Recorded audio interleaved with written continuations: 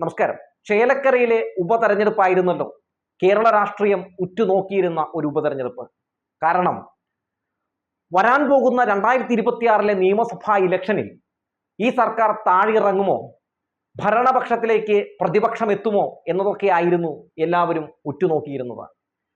ചേലക്കര കോൺഗ്രസ് പിടിക്കുന്ന സാഹചര്യം ഉണ്ടായാൽ തീർച്ചയായും വരാൻ പോകുന്ന തിരഞ്ഞെടുപ്പിൽ ഈ സർക്കാർ തകർന്നടിഞ്ഞു പോകും എന്ന് തന്നെയാണ് രാഷ്ട്രീയ നിരീക്ഷകർ വിലയിരുത്തിയത്.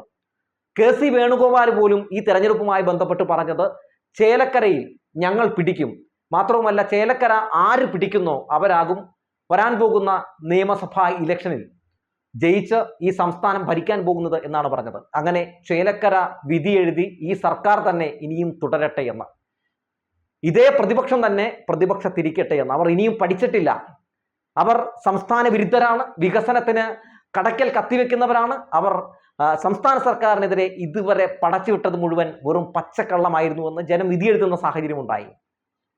ആ CPM സിറ്റിംഗ് സീറ്റ് പിടിച്ചടക്കാൻ ആർക്ക് കഴിഞ്ഞില്ല? UDF കഴിഞ്ഞില്ല. രമ്യ ഹരിദാസ് അവിടെ 8 നിലയിൽ പൊട്ടുന്ന സാഹചര്യം ഉണ്ടായി. കോൺഗ്രസിന്റെ വോട്ട് പോലും അവിടെ UR പ്രദീപിന് കിട്ടുന്ന സാഹചര്യം ഉണ്ടായി. അതായത് കോൺഗ്രസ്സുകാർ പോലും പറയുന്നു, അവർ സമ്മതിക്കുന്നു ഈ സർക്കാരാണ് ശരിയെന്ന്. അവർ അതുകൊണ്ട് അവിടെ വലിയൊരു ഭൂരിപക്ഷത്തിൽ തന്നെ UR പ്രദീപിനെ ജയിപ്പിക്കുന്ന സാഹചര്യം ഉണ്ടായി. അതോടുകൂടി ഈ ഉപതെരഞ്ഞെടുപ്പ് കോൺഗ്രസിന് വലിയ തിരിച്ചടിയായി മാറി, വലിയ ക്ഷീണമായി മാറി. ഇതുവരെ ഈ സർക്കാരിനെ താഴിറക്കാൻ വേണ്ടി കളിച്ചത് മുഴുവൻ വെള്ളത്തിൽ വരച്ച വര പോലെയായിപ്പോയല്ലോ എന്നോർത്ത് മൂക്കിൽ വിരൽ വെച്ചിരിക്കുകയാണ് KPCC ഓഫീസിൽ സതീശനും സുധാകരനും കെ.സി. വേണുഗോപാലും ഒക്കെ. ഇപ്പൊ എന്താണ് സംഭവിച്ചിരിക്കുന്നത്? ഇനി ഒരു അവസാന തന്ത്രം പയറ്റുകയാണ്, ഒരു കനകോലു തന്ത്രം. കനകോലു എങ്ങനെയാണ് BJPയെ പല സംസ്ഥാനത്തും ജയിപ്പിച്ച് ആ സംസ്ഥാനത്തിന്റെ ഭരണം ഏൽപ്പിച്ചിരുന്നത്? വ്യാജ പ്രചരണങ്ങൾ അടിച്ചിറക്കും, സമൂഹ മാധ്യമങ്ങളിലൂടെ അത് പ്രചരിപ്പിക്കും, വാട്സപ്പിൽ കുറെ നമ്പറുകൾ ആഡ് ചെയ്തുകൊണ്ട് ഈ വ്യാജ വാർത്ത അവരിലേക്ക് എത്തിക്കും. നിരന്തരം ഒരേ പച്ചക്കള്ളം തന്നെ കാണുമ്പോൾ, ഗീബൽസ്യൻ തന്ത്രമാണ്, കാണുമ്പോൾ ചില ആളുകളെങ്കിലും ആലോചിക്കും ഇത് ചിലപ്പോൾ ശരിയായിരിക്കും എന്നാണ്. അത് ശരിയാണ് എന്ന് വരുത്തി തീർക്കാൻ പഠിച്ച പണി 18 കനകോലു ശ്രമിക്കും. അങ്ങനെ ഗീബൽസ്യൻ തന്ത്രങ്ങൾ പയറ്റി പലരെയും തെറ്റിദ്ധരിപ്പിച്ചാണ് BJPയെ പല സംസ്ഥാനത്തും കനകോലു ജയിപ്പിച്ചത്. അങ്ങനെയാണ് യോഗി ആദിത്യനാഥിനെയൊക്കെ അങ്ങ് UPയിൽ മുഖ്യമന്ത്രി സ്ഥാനത്തേക്ക് എത്തിക്കാൻ നമ്മുടെ ഈ കനകോലു അത്തരത്തിലുള്ള തന്ത്രങ്ങൾ മെനഞ്ഞൊക്കെയാണ് കനകോലു ശ്രമം നടത്തിയത്. പിന്നീട് കനകോലു കോൺഗ്രസിലേക്ക് വന്ന കാര്യം എല്ലാവർക്കും അറിയാം. അതേ തന്ത്രം തന്നെ കേരളത്തിലും പയറ്റുകയാണ് കനകോലു. ഈ സർക്കാരിനെ താഴെയിറക്കാൻ നിരവധി വ്യാജ പ്രചരണങ്ങൾ, വ്യാജ വാർത്തകൾ മെനഞ്ഞെടുക്കുകയാണ്.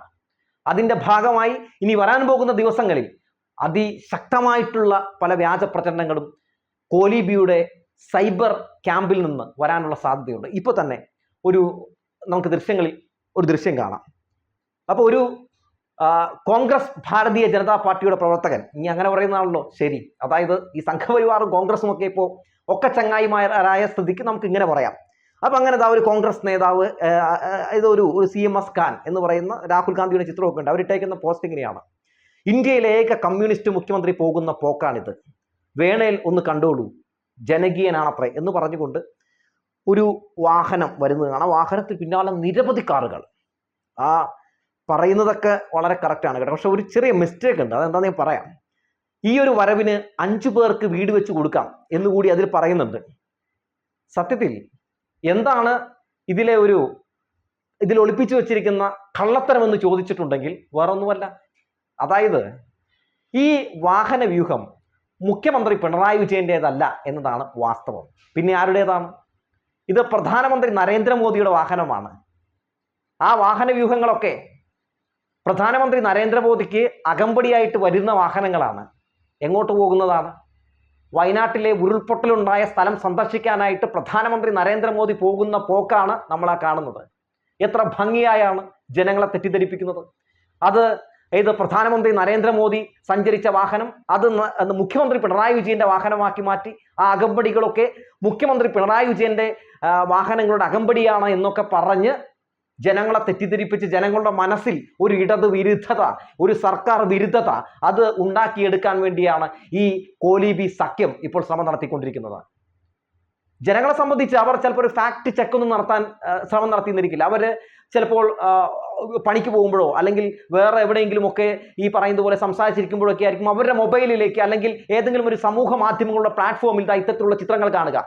അവർ വിചാരിക്കും, അയ്യോ നമ്മുടെ മുഖ്യമന്ത്രി ഇത് ഇങ്ങനെ പോകുന്നു, സംസ്ഥാനം ഇത്രയും വലിയ കടക്കണിയിൽ നിൽക്കുമ്പോൾ അല്ലെങ്കിൽ കേന്ദ്രം ഇത്രയും വലിയ ഒരു സാമ്പത്തിക കടക്കണിയിൽ ഇങ്ങനെ മുക്കിക്കൊല്ലുന്ന സാഹചര്യത്തിൽ എങ്ങനെ പറ്റുന്നു ഒരു മുഖ്യമന്ത്രിക്ക് ഇങ്ങനെയൊക്കെ പോകാനായിട്ട്? ശരിയായിട്ട് ഒരു 5 വീട് പണിത് കൊടുക്കാനുള്ള ഒരു പൈസ ഇങ്ങനെ തന്നെ കളയുന്നുണ്ട് അവരൊറ്റ വരവിൽ തന്നെ, എന്നൊക്കെ ജനങ്ങൾ ചിന്തിക്കും.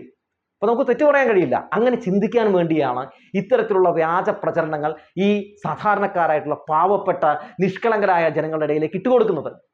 എന്നിട്ട് ഇവരെന്ത് ചെയ്യും? ഇതങ്ങ് ഷെയർ ചെയ്യും. ഒപ്പം സമൂഹ മാധ്യമങ്ങളിൽ ഇത് പൈസ കൊടുത്ത് ബൂസ്റ്റ് ചെയ്യുകയും ചെയ്യും. അതിങ്ങനെ ഒരുപാട് ആളുകളിലേക്ക് എത്തും. അവർക്കറിയാം ഒരു കള്ളം, ആ കള്ളം പ്രചരിപ്പിക്കാൻ അല്ലെങ്കിൽ ഒരു കള്ളം ഒരു 10,000 മടങ്ങ് വീണ്ടും വീണ്ടും ആവർത്തിച്ചാൽ അതിൻ്റെ മൈലേജ് കൂടും. ഇപ്പോൾ ഈ ഡിജിറ്റൽ കാലഘട്ടത്തിലെന്ന് നന്നായി അറിയാം. അതൊരുപാട് ആളുകളെ തെറ്റിദ്ധരിപ്പിക്കാനായിട്ട് ഉപകാരപ്പെടുമെന്നും അറിയാവുന്നത് കൊണ്ട് അവർ ഇത്തരത്തിലുള്ള സാധനങ്ങൾ ഇങ്ങനെ ഇറക്കി വിട്ടുകൊണ്ടേയിരിക്കും. നമ്മുടെ മുഖ്യമന്ത്രി എങ്ങനെയാണ് വരുന്നതെന്ന് നമുക്കൊക്കെ നന്നായി തന്നെ അറിയാം. ഇത്രയും അകമ്പടിയോടുകൂടിയൊന്നുമല്ല മുഖ്യമന്ത്രി വരുന്നത്. എന്നാൽ ഈ ചിത്രം കണ്ടുകൊണ്ട് വേറൊരു കാര്യം കൂടി നമുക്ക് പറയാൻ കഴിയുന്നുണ്ട്. വയനാട് ഉരുൾപൊട്ടലുണ്ടായിട്ടുള്ള ആ സ്ഥലം സന്ദർശിക്കാൻ വേണ്ടി വന്നതാണ് പ്രധാനമന്ത്രി നരേന്ദ്രമോദി. എന്നാൽ എന്താണ് നരേന്ദ്രമോദി ആ നാടിന് വേണ്ടി ചെയ്തു കൊടുത്തത്? വയനാട് ദുരന്ത ബാധിതർക്ക് എന്തെങ്കിലും രീതിയിലുള്ള കേന്ദ്ര സഹായം നൽകാൻ ഈ സമയം വരെ അദ്ദേഹത്തിന് കഴിഞ്ഞോ? ഒരു ബിസ്ക്കറ്റെങ്കിലും അവിടെ ആ ദുരന്ത ബാധിതരായിട്ടുള്ള ആ കുട്ടികൾക്ക് മേടിച്ചു കൊടുക്കാൻ കഴിഞ്ഞു? ഇല്ല. ഇങ്ങനെ വന്ന് ഫോട്ടോഷൂട്ട് നടത്തിയാണ് അന്ന് പ്രധാനമന്ത്രി നരേന്ദ്രമോദി പോയത്. അപ്പോഴും പ്രധാനമന്ത്രി നരേന്ദ്രമോദി വിമർശിക്കുന്നില്ല, അതിനെതിരെ ഒരു ശബ്ദവും ഉയർത്തുന്നില്ല. ആക്രമണങ്ങൾ മുഴുവൻ ഇടതുപക്ഷ ജനാധിപത്യ മുന്നണിക്കെതിരെയാണ്.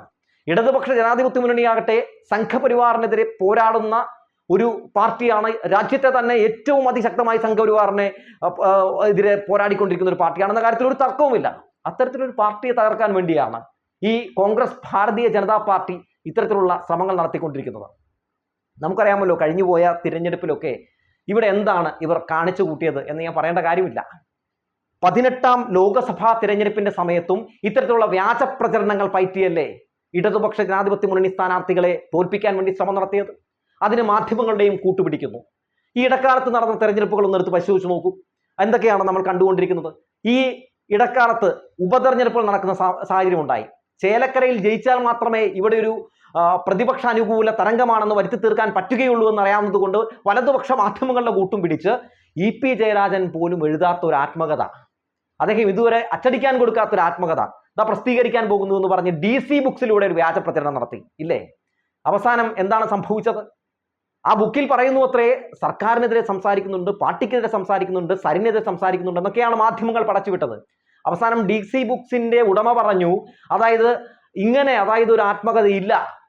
EP ജയരാജൻ നേരത്തെ പറഞ്ഞിരുന്നു ഇങ്ങനെ ഒരു കരാറോ അല്ലെങ്കിൽ എൻ്റെ ആത്മകഥ അച്ചടിച്ച് പ്രസിദ്ധീകരിക്കാനോ ഞാൻ DC ബുക്സിനോട് പറഞ്ഞിട്ടില്ല എന്ന് പറഞ്ഞു. അതൊക്കെ ശരിയാണെന്ന് DC ബുക്സിന്റെ ഉടമയായിട്ടുള്ള രവി പറയുന്ന സാഹചര്യമൊക്കെ നമ്മൾ കണ്ടില്ലേ? അപ്പൊ അതൊക്കെ വ്യാജ പ്രചരണമാണെന്ന് കണ്ടു. പക്ഷെ അത് എപ്പോഴാണ് ആ വസ്തുത പുറത്തു വരുന്നത്? അതായത് ഇലക്ഷൻ കഴിഞ്ഞ ശേഷം പോളിംഗ് ബൂത്തിലേക്ക് ജനങ്ങൾ പോകാൻ മണിക്കൂറുകൾ മാത്രം ബാക്കി നിൽക്കെ മനുഷ്യരുടെ മനസ്സിലേക്ക് ഇടത് വിരുദ്ധത കുത്തി നിറയ്ക്കുക, അങ്ങനെ വിഷം കുത്തി നിറച്ചുകൊണ്ട് അവരെ പോളിംഗ് ബൂത്തിലേക്ക് പറഞ്ഞയക്കുന്നു. എന്നാൽ അത് മുഴുവൻ പച്ചക്കള്ളമാണെന്ന് ആരോപണ വിധേയർ വിളിച്ചു പറയുമ്പോഴും അതാണ് വസ്തുത എന്നറിയാമെങ്കിലും മാധ്യമങ്ങൾ അത് റിപ്പോർട്ട് ചെയ്യുകയില്ല. പിന്നീട് അതിനുശേഷം ഇത്തരത്തിൽ സത്യങ്ങൾ പുറത്തു വരുമ്പോഴത്തേക്കും ഇലക്ഷനും കഴിഞ്ഞ് കാണും, റിസൾട്ടും പുറത്തു വന്ന് കാണും. ജനങ്ങൾ ആലോചിക്കും പണി പാളിയല്ലോ എന്ന്. അങ്ങനെ ഒരു കാലഘട്ടത്തിലൂടെയാണ് നമ്മൾ കടന്നുപോയിക്കൊണ്ടിരിക്കുന്നത്. എന്തായാലും 2026 നിയമസഭാ ഇലക്ഷനെ UDF എങ്ങനെയാണ് നേരിടാൻ പോകുന്നത് എന്നതിനുള്ള ഏറ്റവും വലിയ ഉത്തമ ഉദാഹരണങ്ങളാണ് നമ്മൾ സമൂഹ മാധ്യമങ്ങളിലൂടെ കണ്ടുകൊണ്ടിരിക്കുന്നത്.